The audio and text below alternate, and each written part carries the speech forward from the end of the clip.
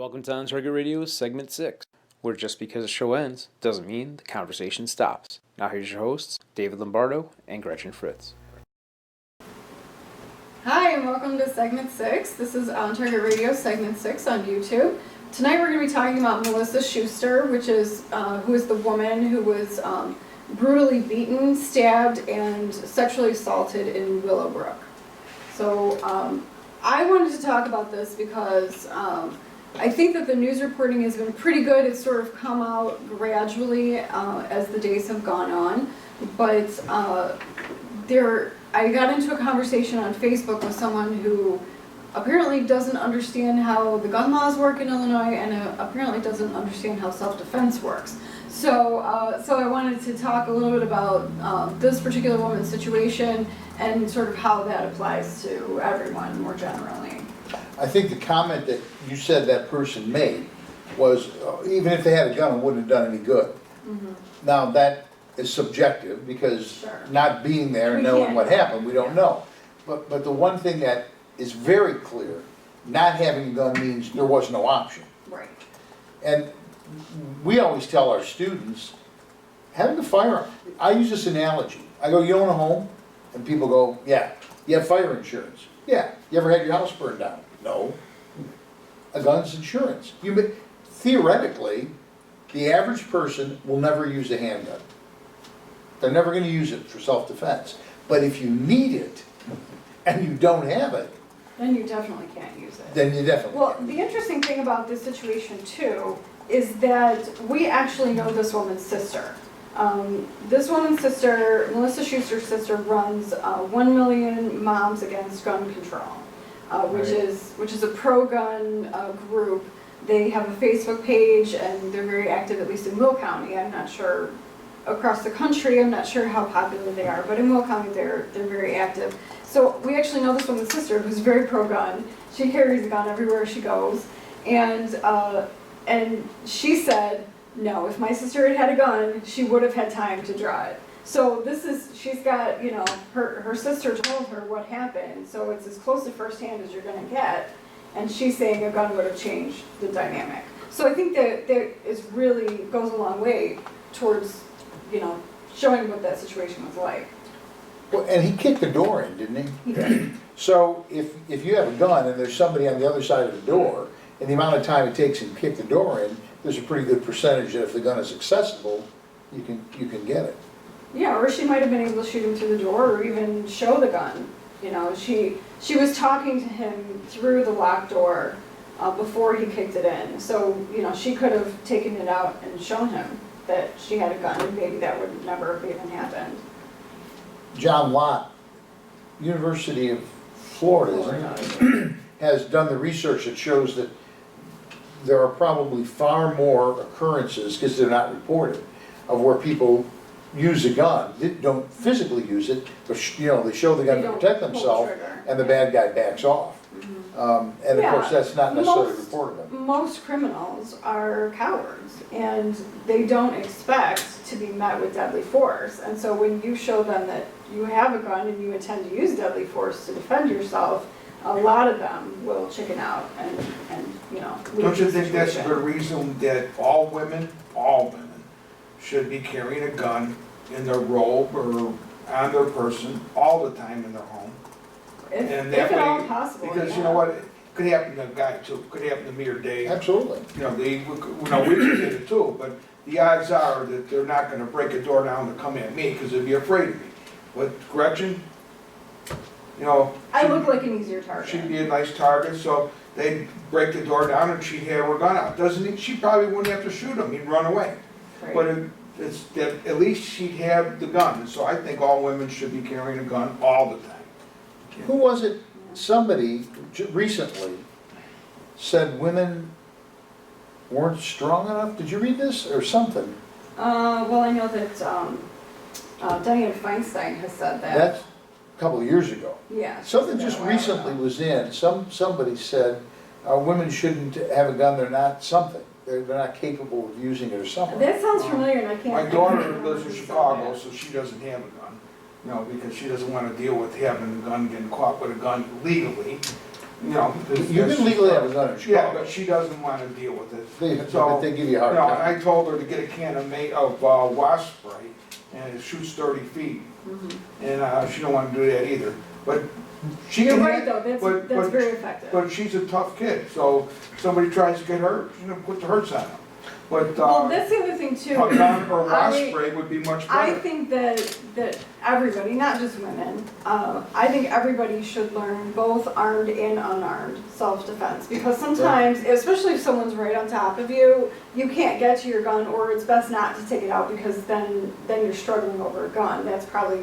That's worse. That's right, that's not a really good scenario. But if you take, self-defense or Krav Maga or something like that, to learn unarmed self-defense, that's a good alternative, because you really, in those situations, you need to have choices. I think, we teach Sure. that. She took Taekwondo, so she knew. Taekwondo is like dance lessons. I took Taekwondo. I couldn't, it would drive me nuts. I don't know, I didn't take. I took Hapkido and Taekwondo, and I'd still be taking Hapkido, except they wove them together.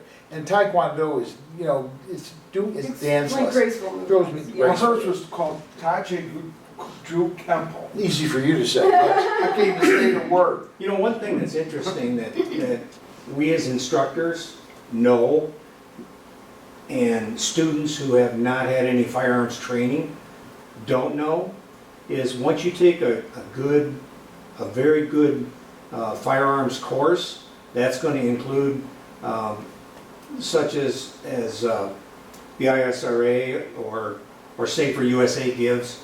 It provides you with additional information such as situational awareness. Right? It gives you that a reason why you need to make sure that you're aware of your surroundings so that people like this don't get close enough to do things. Or if you have an interaction, they happen to leave, you go in the house, she would never answer that door if she had training, because Yep, that training that's right. would say, this is a threat that you gotta, you need to call the police, you need to arm yourself, something else is gonna kick in. And that's what you get through training, through good training.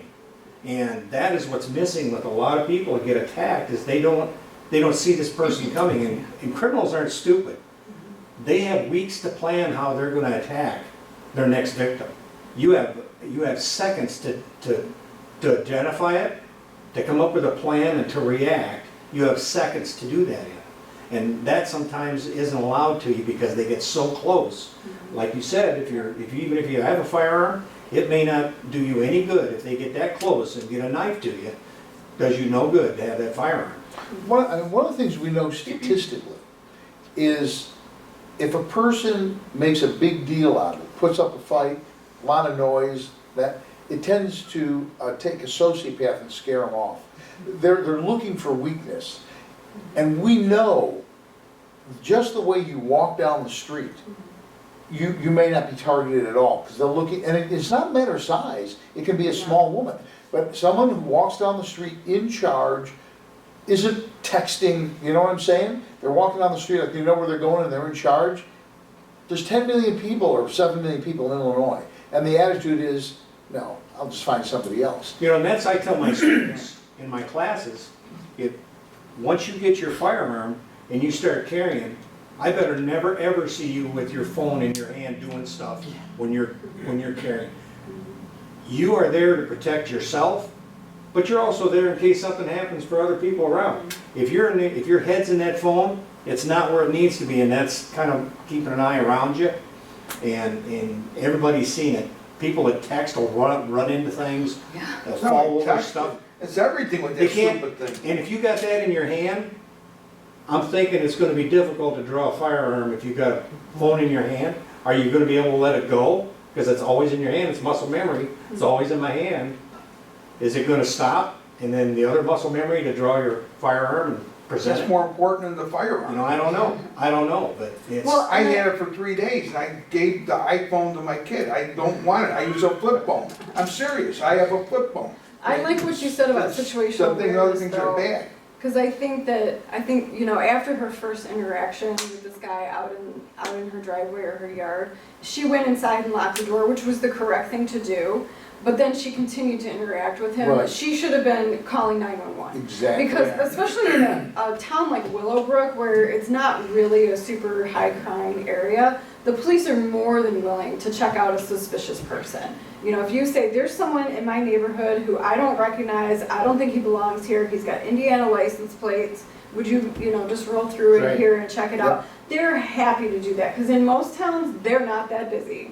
So, Yeah, you're right. they are happy to have something to do that's, different than Yeah, writing she speeding should, tickets. she should have never answered the door. Yeah. That's really the key to it. Yeah, and he may still have kicked it in, but at least she would have had 911. But if she was on the 10 feet away from it with a Right. firearm, that's a lot better than Right, being up close. or 10 feet away She's with gonna run away 911 if on she's the 10 feet phone, away. you know? So she was able to close the door? Because I don't remember if that was. Yeah, they interacted in the driveway, he asked her Right. for money, and she said no, she went inside and locked the door, and then he came back and said, can I use the phone? But they were her sister said they were talking through the locked door in that second interaction. Yeah, I'm not talking to you. Yeah. That's not gonna happen. No, There's gonna be any talking. I agree. I mean, because I do have guns, I'd be going and getting my gun, and then if they're still there, by the time I have my gun out, I'm calling 911. But you get that through training, you get that Right, through, oh yeah, absolutely, and, absolutely. and that's where the people. Right. Now, the one thing that I want to point out that, I think this is fairly new, past few years. If you're out on the street and someone accosts you and you draw a gun and they back off and leave, you gotta call 911. You betcha. Because what ends up, the game they've started playing is, they call 911 and go, I'm walking down the street and this old white-haired guy pulled a gun on me. Now suddenly, you're the criminal. Normally the call into the police station is the victim, The assumption is, right, Right. that's exactly not the right. perpetrator. Right, Right. So yeah, you wanna be the first one. Yeah, we teach that in concealed carry, that I don't want somebody to go around the corner and go, this crazy white lady just pulled a gun on me for no reason. I was minding my Exactly. own business. And they will. oh yeah, yeah, yeah. And that's the thing about criminals. They're sometimes cowards, but they're also crafty. Well, otherwise they're dead or in jail. Right. I mean, there's a natural selection process of being a criminal, okay? Well, if they're creative enough to dream up crimes rather than having a normal job, that Yeah. requires some creativity. Yeah. So. It's, and I don't know, political correctness is problematic, but there's a war starting now. Literally, there's a war. Cops, white people. Yeah. And the interesting thing about that is, there's a lot of rhetoric about it, but that percentage of the population is infinitesimally small. Now, it's a guerrilla warfare kind of thing, because they just popped the poor cop from behind and didn't even know they were coming. Right. But it's situational awareness. Yeah. You have to have your head on a swivel. That's it. The antenna's gotta be up You all don't the have to time be now. paranoid, you don't have to be paranoid and looking around like you're, Right. Right. but you need to be aware of your surroundings. Yeah, and you have to watch your six. I mean, that's, I read a heartwarming story on Facebook. It was a female police officer took a selfie with this young man, and she was pumping gas I saw that. into her patrol car, and he said, "Can I just stand behind you and make sure that no one sneaks up behind you?" I mean, it was just like, I it saw was that. so The kid said touching. that? Yeah. I saw that too. Yeah, the kid's mom was there getting gas, and the teenager said, "Can I go Yeah. talk to that police officer?" And so his mom waited for him to do that. That's nice. It was nice. Unlike the Department of Defense, when people, Obama, you gotta love this guy. Although it was actually Clinton that started this, that active duty military aren't allowed to carry firearms. Yeah. That actually Yeah, started that was with Bill Clinton. That's Yeah. stupid. Yeah, oh, of course it is, it's idiotic. But, so the, what? Her sister was talking out here. I wanted to read what she commented to me. Yeah. She said Mimi never answered the door, and yes, she did re-engage him. She had about a minute. When she walked into the house, she went to get her phone. She didn't call 911 because he was already at the door. She says, I'll have to listen later, and my sister is getting worked up. She never opened the door. She went to the small window and told him to get lost. And he just kicked the door open? That's what was said in one of the reports. Yeah. Better door. Yeah, she never opened the door. Oh yeah, that part. Sorry. So that's all I He's had. a right real now. brave guy. Yeah. Oh, yeah, Yeah. of course, they always are. They're pond scum. What are you gonna do? I like that. Yeah, pond scum, absolutely. Pond scum. I can't say it, so I can't use it. I I was starting to say something, I forgot what it was. The Department of Defense disarmed our military on the base. Oh, yeah, right, so there's a group called Oath Keepers, which we've talked about before, and, which I'm a member, and so Oath Keepers said, all right, you can't carry a gun, they can't have a gun, how about we'll just go hang out around the front door? You know, just civilians. The recruiting. Yeah, but recruiting stations, right, well, and government places where the military were located, unarmed. He said, how about we'll go hang out at the front door, and as long as they're open, we'll be here. Department of Defense came up with a thing that said, if anybody does that in front of your door, you have to call the police and report it. Oh, So not only will they not let active duty military guys who can go to Afghanistan and get themselves killed, they can't carry a gun.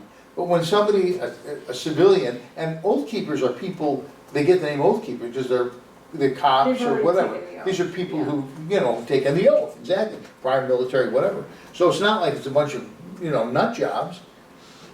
No, you can't do that either.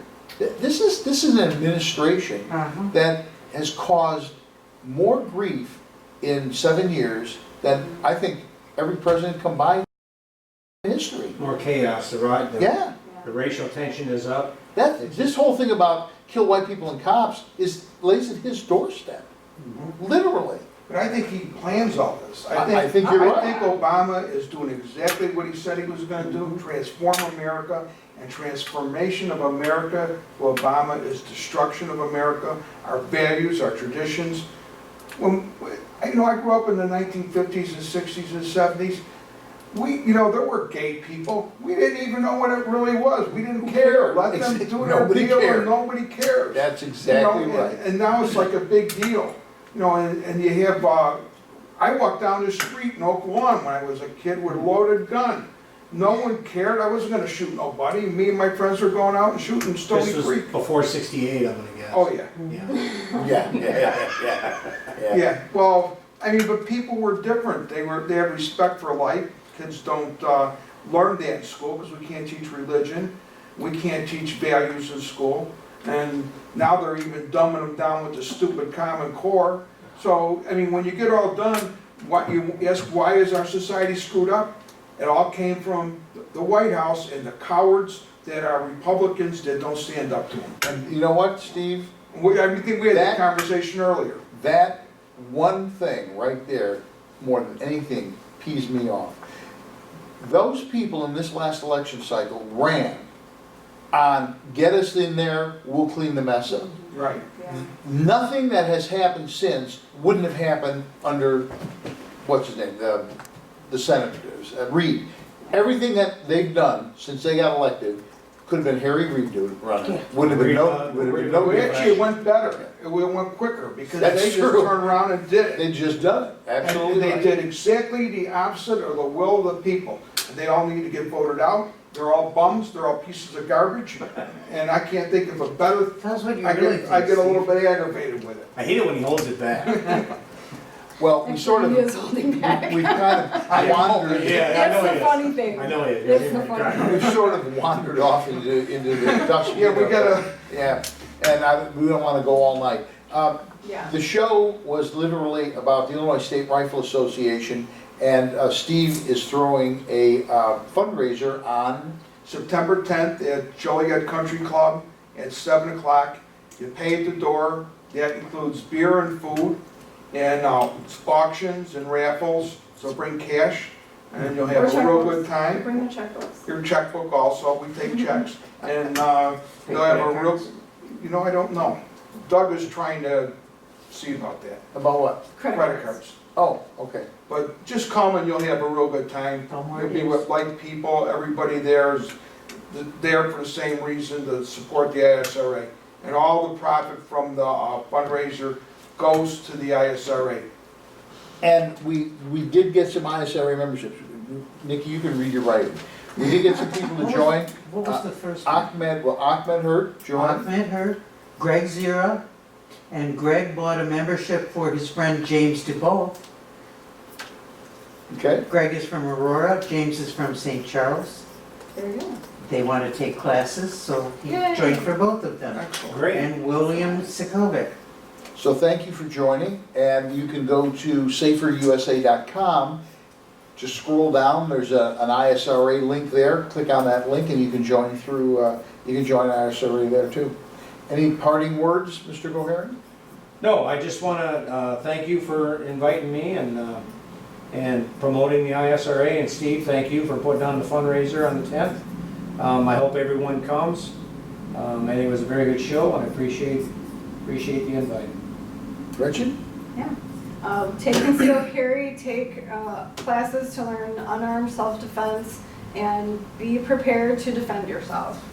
That's it. We'll be back next week with more segment 6, covering the red meat issues that affect your life.